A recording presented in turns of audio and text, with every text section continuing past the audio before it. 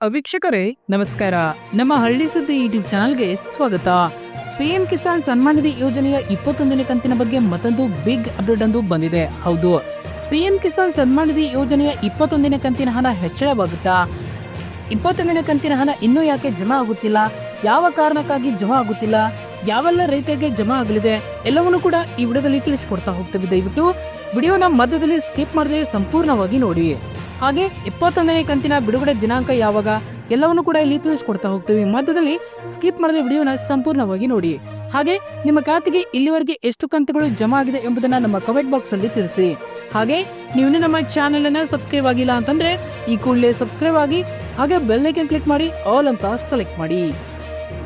ಪ್ರಧಾನಮಂತ್ರಿ ಕಿಸಾನ್ ಸನ್ಮಾನ್ ನಿಧಿ ಯೋಜನೆ ಭಾರತದ ಕೋಟ್ಯಾಂತರ ರೈತರಿಗೆ ವಾರ್ಷಿಕ 6,000 ರೂಪಾಯಿಗಳ ಆರ್ಥಿಕ ಸಹಾಯವನ್ನ ನೀಡುವ ಕೇಂದ್ರ ಸರ್ಕಾರದ ಮಹತ್ವದ ಯೋಜನೆ ಆಗಿದೆ. ಪ್ರತಿ 4 ತಿಂಗಳಿಗೊಮ್ಮೆ 2,000 ರೂಪಾಯಿಗಳಂತೆ 3 ಕಂತುಗಳಲ್ಲಿ ಈ ಹಣವನ್ನ ರೈತರ ಬ್ಯಾಂಕ್ ಖಾತೆಗಳಿಗೆ ನೇರವಾಗಿ ಜಮಾ ಮಾಡಲಾಗುತ್ತಿದೆ.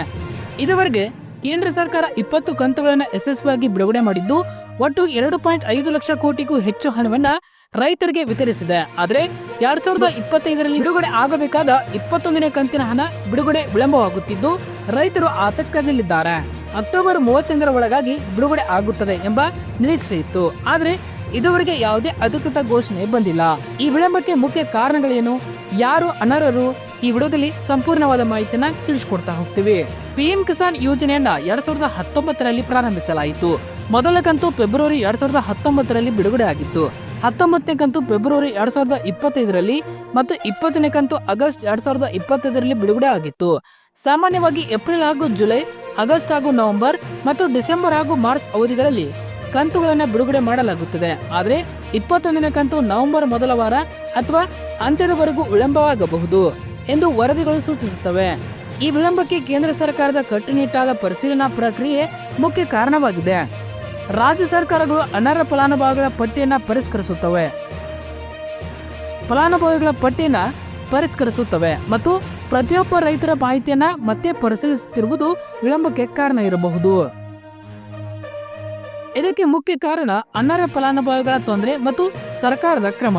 ಹೌದು, ಪಿಎಂ ಕಿಸಾನ್ ಯೋಜನೆಯು ಕೇವಲ ಕೃಷಿಯನ್ನೇ ಆಧಾರವಾಗಿಟ್ಟುಕೊಂಡು ಜೀವನ ನಡೆಸುತ್ತಿರುವ ಸಣ್ಣ ಮತ್ತು ಅತಿ ಸಣ್ಣ ರೈತರಿಗೆ ಮೀಸಲಿಡಲಾಗುತ್ತದೆ. ಆದರೆ ಕೃಷಿ ಭೂಮಿ ಹೊಂದಿದ್ದರೂ ಬೇರೆ ವ್ಯಕ್ತಿಗಳಲ್ಲಿ ತೊಡಗಿರುವವರು, ಉದಾಹರಣೆಗೆ ವೈದ್ಯರು, ವಕೀಲರು, ಇಂಜಿನಿಯರ್ಗಳು, ಸರ್ಕಾರಿ ನೌಕರರು, ಶಾಸಕರು, ಸಂಸದರು, ಆದಾಯ ತೆರಿಗೆ ಪಾವತಿಸುವವರು ಇತ್ಯಾದಿಗಳು ಈ ಯೋಜನೆಯಡಿ ಹಣ ಪಡೆಯುತ್ತಿದ್ದಾರೆ ಎಂಬ ದೂರುಗಳು ಹಲವಾರು. ಕೇಂದ್ರ ಸರ್ಕಾರ ಈ ಅನರ್ಹ ಫಲಾನುಭವಿಗಳನ್ನು ಗುರುತಿಸಿ ಅವರ ಹೆಸರಿನ ಪಟ್ಟಿಯನ್ನು ತೆಗೆದುಹಾಕುವ ಕಾರ್ಯಕ್ರಮವನ್ನ ತೀವ್ರಗೊಳಿಸಿದೆ. ಈ ಪ್ರಕ್ರಿಯೆಯಲ್ಲಿ ಲಕ್ಷಾಂತರ ರೈತ ಮಹಿಳೆಯರನ್ನ ಮತ್ತೆ ಪರಿಶೀಲಿಸಬೇಕಾಗಿದ್ದು ಇದು ಸಮಯ ತೆಗೆದುಕೊಳ್ಳುತ್ತಿದೆ. ಇನ್ನು ಎರಡನೇ ಕಾರಣ ಏನು ಅಂತಂದ್ರೆ ರಾಜ್ಯ ಸರ್ಕಾರಗಳಿಗೆ ಕೇಂದ್ರದ ಸೂಚನೆ ಮತ್ತು ಪರಿಷ್ಕೃತ ಪಟ್ಟಿ.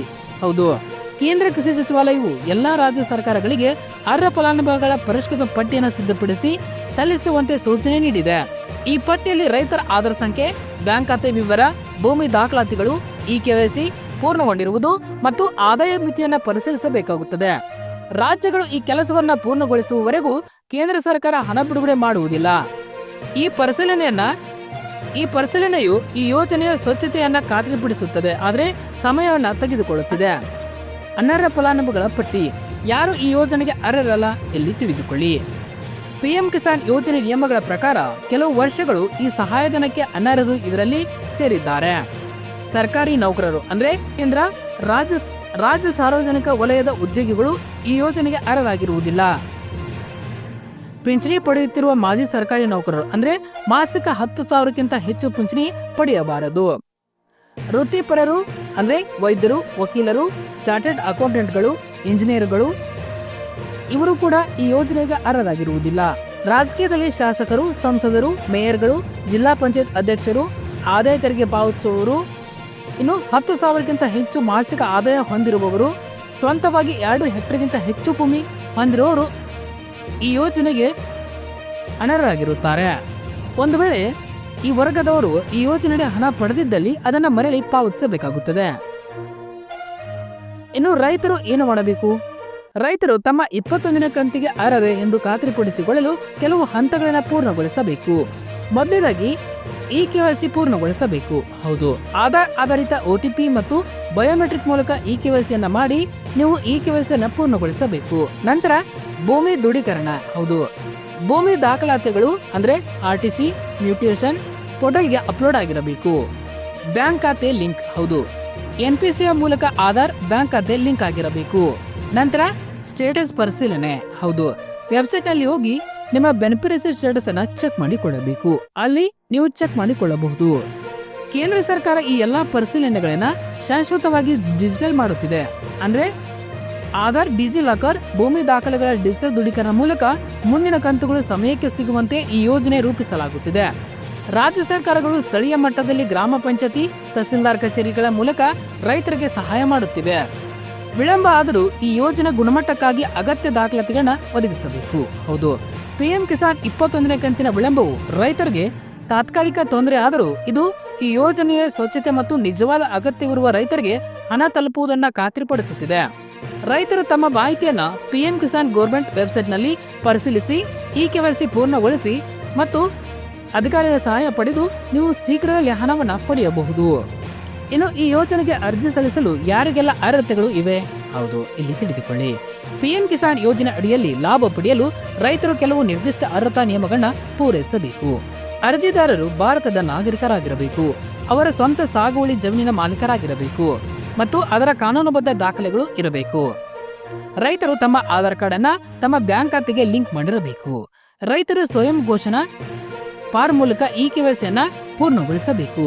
ಕೆಲವು ವರ್ಗಗಳನ್ನ ಈ ಯೋಜನೆಯಿಂದ ವಂಚಿತರಾಗಿಸಲಾಗಿದೆ. ಇದರಲ್ಲಿ ಸರ್ಕಾರಿ ಅಥವಾ ಸಾರ್ವಜನಿಕ ವಲಯದ ಉದ್ಯೋಗಿಗಳು, ತೆರಿಗೆದಾರರು, ಪಿಂಚಣಿದಾರರು ಮತ್ತು ಕೆಲವು ನಿಗದಿತ ಮಾನದಂಡಗಳನ್ನು ಪೂರೈಸುವ ಸಂಸ್ಥಾಪಕರು ಸೇರಿದ್ದಾರೆ. ಇನ್ನು PM ಕಿಸಾನ್ ಸನ್ಮಾನ್ ನಿಧಿ ಯೋಜನೆಯ 21ನೇ ಕಂತಿನ ಅರ್ಹರ ಪಟ್ಟಿಯಲ್ಲಿ ನಿಮ್ಮ ಹೆಸರು ಇದೆಯಾ ಇಲ್ವಾ, ಯಾವ ರೀತಿ ಚೆಕ್ ಮಾಡಬಹುದು ಇಲ್ಲಿ ತಿಳಿಸ್ಕೊಡ್ತಾ ಹೋಗ್ತೀವಿ. ಮೊದಲಾಗಿ ನಮ್ಮ ಡಿಸ್ಕ್ರಿಪ್ಷನ್ ಬಾಕ್ಸ್ ಅಲ್ಲಿ ಲಿಂಕ್ ಅನ್ನ ಕೊಟ್ಟಿರ್ತೇವೆ. ಆ ಲಿಂಕ್ ಮೇಲೆ ನೀವು ಕ್ಲಿಕ್ ಮಾಡಿದ ತಕ್ಷಣ ಈ ರೀತಿ ಓಪನ್ ಆಗಿರುತ್ತದೆ. ಅಲ್ಲಿ ಮೊದಲಾಗಿ ನಿಮ್ಮ ಜಿಲ್ಲೆಯನ್ನ ಸೆಲೆಕ್ಟ್ ಮಾಡಿಕೊಳ್ಳಬೇಕು. ನಂತರ ನಿಮ್ಮ ತಾಲೂಕು ಸೆಲೆಕ್ಟ್ ಮಾಡಿಕೊಳ್ಳಬೇಕು. ನಂತರ ನಿಮ್ಮ ಹೋಬಳಿಯನ್ನ ಸೆಲೆಕ್ಟ್ ಮಾಡಬೇಕು. ನಂತರ ನಿಮ್ಮ ಬ್ಲಾಕ್ ಅನ್ನ ಸೆಲೆಕ್ಟ್ ಮಾಡಿಕೊಂಡು ಅಲ್ಲಿ ಕೆಳಗಡೆ ಗೆಟ್ ಡಾಟಾ ಮೇಲೆ ಕ್ಲಿಕ್ ಮಾಡಿದ್ರೆ ಅಲ್ಲಿ ಹೊಸ ಪಟ್ಟಿ ತೆರೆದುಕೊಳ್ಳುತ್ತದೆ. ಆ ಪಟ್ಟಿಯಲ್ಲಿ ಒಂದೊಂದಾಗಿ ನಿಮ್ಮ ಸ್ಪೆಲ್ಲಿಂಗ್ ತಕ್ಕ ಹಾಗೆ ನಿಮ್ಮ ಅಲ್ಲಿ ಹೆಸರನ್ನ ಚೆಕ್ ಮಾಡಿಕೊಳ್ಳಬಹುದು. ಒಂದು ವೇಳೆ ಆ ಪಟ್ಟಿಯಲ್ಲಿ ನಿಮ್ಮ ಹೆಸರು ಇಲ್ಲ ಅಂತಂದ್ರೆ ನಿಮ್ಮ ಹತ್ತಿರದ ಕೃಷಿ ಇಲಾಖೆಗೆ ಹೋಗಿ ನೀವು ಒಂದ್ಸಾರಿ ಅಲ್ಲಿ ಚೆಕ್ ಮಾಡಿಸಬಹುದು. ಅಲ್ಲಿ ಚೆಕ್ ಮಾಡಿದ ತಕ್ಷಣ ಸದ್ಯದಲ್ಲೇ 21ನೇ ಕಂತಿನ ಹಣ ಜಮಾ ಆಗಲಿದೆ, ನಿಮಗೆ ಅನುಕೂಲವಾಗಲಿದೆ. ದಯವಿಟ್ಟು ನಿಮ್ಮ ಹತ್ತಿರದ CSC ಕೇಂದ್ರ ಅಥವಾ ಕೃಷಿ ಇಲಾಖೆಗೆ ಭೇಟಿ ನೀಡಿ ಅಲ್ಲಿ ನಿಮ್ಮ ಎಲ್ಲಾ ದಾಖಲೆಗಳನ್ನ ಮತ್ತೊಮ್ಮೆ ಅಲ್ಲಿ ಸಲ್ಲಿಸಬೇಕು. ಸಲ್ಲಿಸಿದರೆ ಮಾತ್ರ ನಿಮಗೆ ಮುಂದಿನ ಕಂತು ಅಂದ್ರೆ 21ನೇ ಕಂತಿನ ಹಣ ಜಮಾ ಆಗಲಿದೆ. ಧನ್ಯವಾದಗಳು. ಇದೇ ರೀತಿ ಹೆಚ್ಚಿನ ಮಾಹಿತಿಗಾಗಿ ನಮ್ಮ ಹಳ್ಳಿ ಸುದ್ದಿ ಯೂಟ್ಯೂಬ್ ಚಾನೆಲ್ ಅನ್ನ ಸಬ್ಸ್ಕ್ರೈಬ್ ಆಗಿ. ಹಾಗೆ ಏನಾದರೂ ತಪ್ಪಾದಲ್ಲಿ ನಮ್ಮ ಕಾಮೆಂಟ್ ಬಾಕ್ಸ್ ಅಲ್ಲಿ ತಿಳಿಸಿ.